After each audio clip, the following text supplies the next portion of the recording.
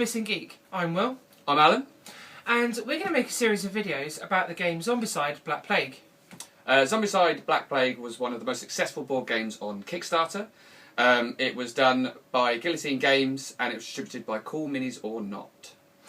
I've played the Zombicide games before. I played the original and I played a version of this, and I'm not normally a great big fan of like the fantasy genre. I love sci-fi a little bit more, but I really enjoyed this, so I'm quite looking forward to playing it with you in a bit. This is going to be the unboxing, and later on hopefully we'll be able to do a Wolfsburg expansion. Brilliant, so we'll get on with the unboxing. Okay, what have we got inside here? Oh, nice lid, a bit of artwork going on there. Looks like the rules and quests, very interesting. Facts and charts, we'll look at all that later. Oh, this is exciting. What have we got here? Look at an interesting pizza box. No artwork on the back, but just continual sort of like background art. Let's have a look inside. What have we got here? Oh, this is interesting. These are different to the old ones. Yeah, the old ones when I played it were cardboard, and obviously a lot of games with your role playing and character sheets and things, it's always like, I'll be able to put your items and things, but plastic I think looks like it should be better. You should be able to hold things better. Yeah, the peg holes are interesting. Yeah, the peg holes as well. The slider for your it's the rating, isn't it? It's the what am I trying to say? It's the rating for the how many zombies you've killed. How many zombies are, yeah, so it's been a while since I played. Yeah, brilliant. You've got your sort of traditional six-sided dice. There's no pictures on any of the just normal dots, put them off to one side. Yeah.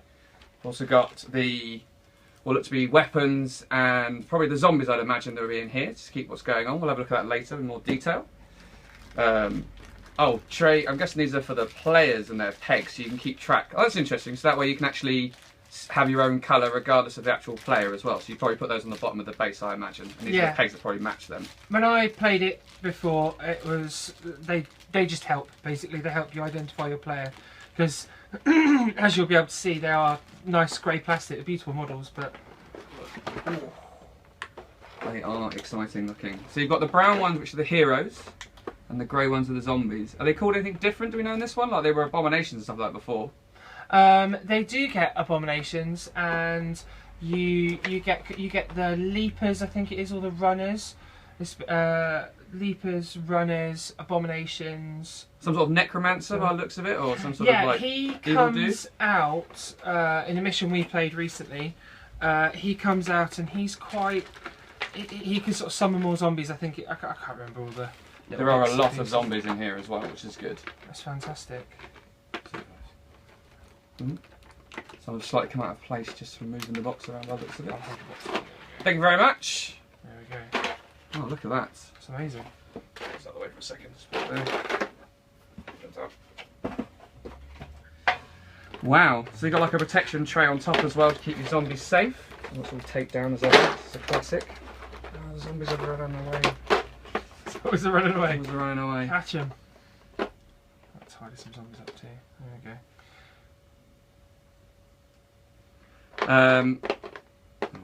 I'll try and organise them later. They're all over the place at the moment. What else do we get in here?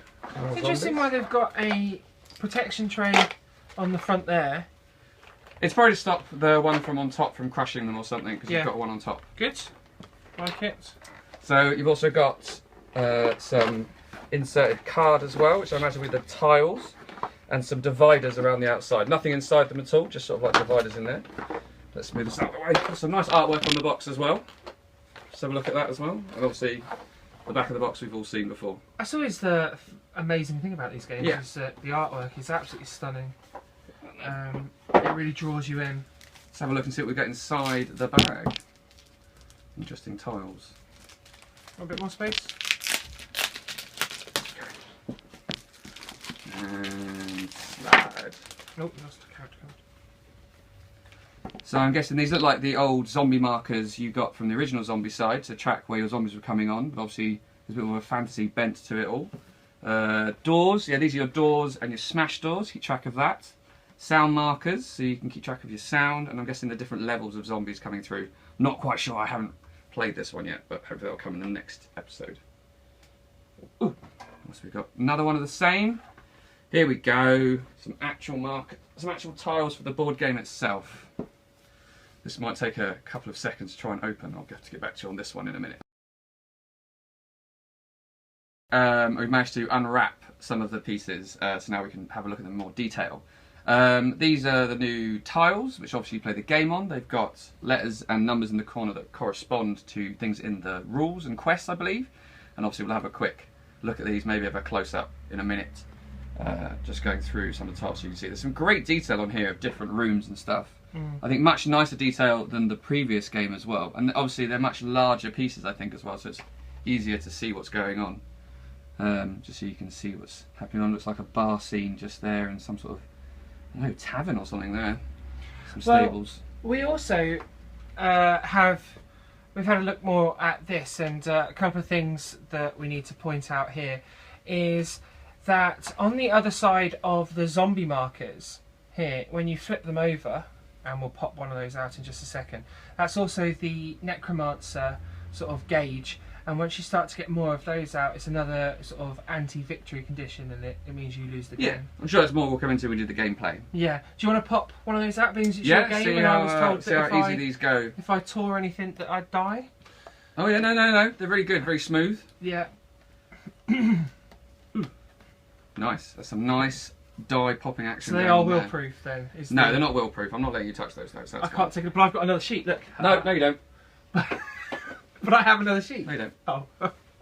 Okay. Going back to this, because this is always my favourite part. A friend of ours, he's had a look at making some of these types of things before, but obviously the game comes with it. Along those lines, we have the character cards, which are here. And we've got what looks like a wizardy guy.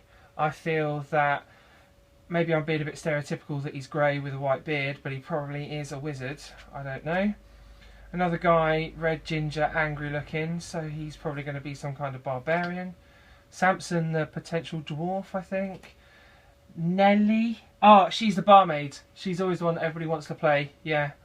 Anne, the nun, definitely some kind of nun thing, and you got Silas, the elf. Okay. What we do is just see like how they fit nicely in these plastic spaces just here. Yeah. And obviously there's one for each one. And in this deck here, we've got the weapons and the armour things now. So I'm just going to take literally a couple off, and before people go, oh, you've got them in the wrong place.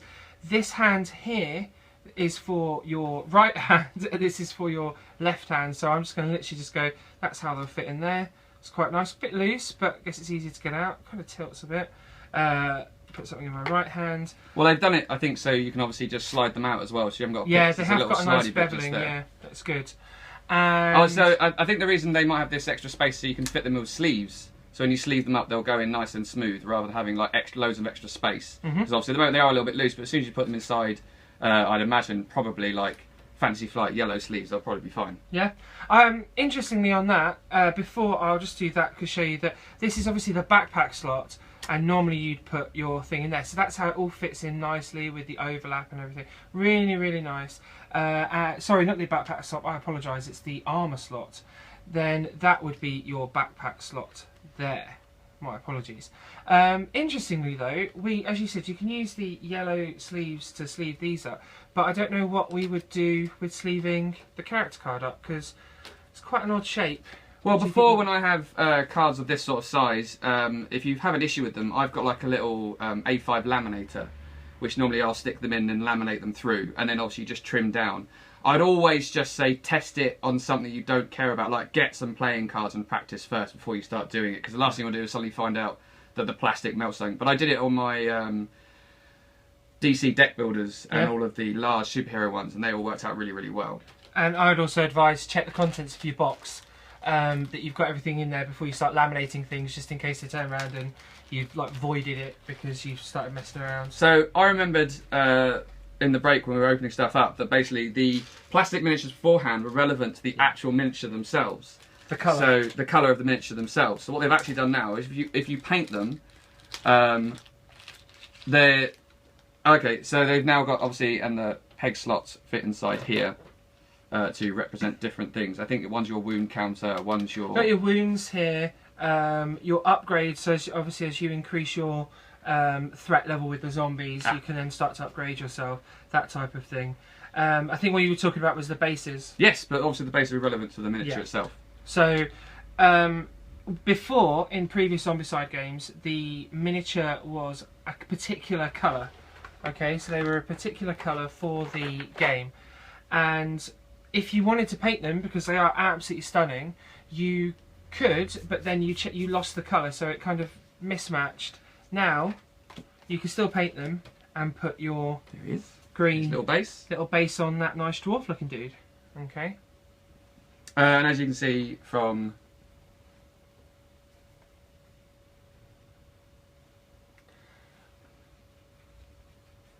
there's some more different sort of cards here as well. So you've got like weapons, and you've got different shooty weapons, and you go through and you've got different things where the zombies are attacking, different goods and services you're going along, obviously.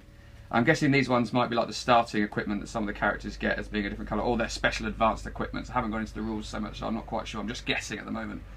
And obviously different weapons, armour and stuff that will give you bonuses and different things. And then hopefully, somewhere in the back here we go. Now we're moving into the zombies themselves. So these will be flipped over. They'll have a different coloured back, I assume. Yep, different coloured back, so you can see how many zombies attack. And I know this, obviously, from the old game. The different colour represents where you are along your tracker. And you're always going to the highest person who plays. Yeah. So, one of the other things I just point out, because I played this once before we go like, oh, so some things I might be getting wrong, so I apologise if I am doing that. Just so I'm trying to remember the little bits that someone told me this was this. I can't remember if they're starting things or not.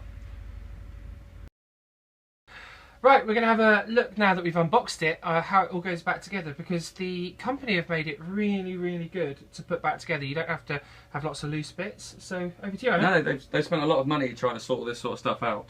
So what we'll do right now is I'll just stamp it much easier, and obviously everything slots back in really well. I've backed other things before that don't come in quite the same sort of quality, and obviously the cards fit in nicely at the bottom there, punching everything back in, and then obviously we go back to the pizza box itself.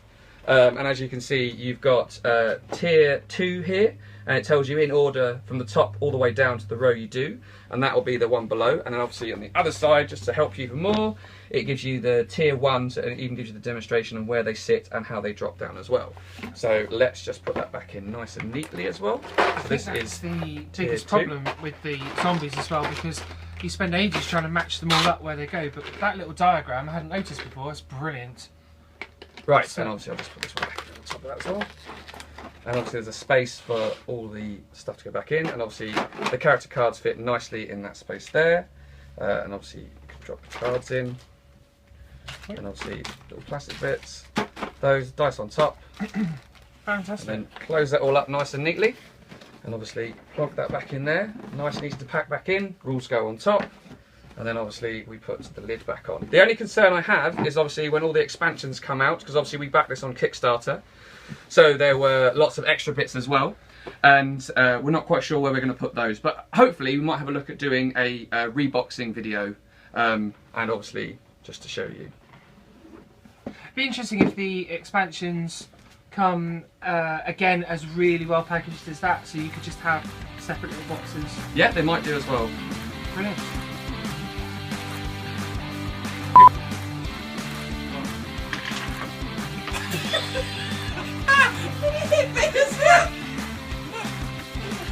What are you doing, Titifer?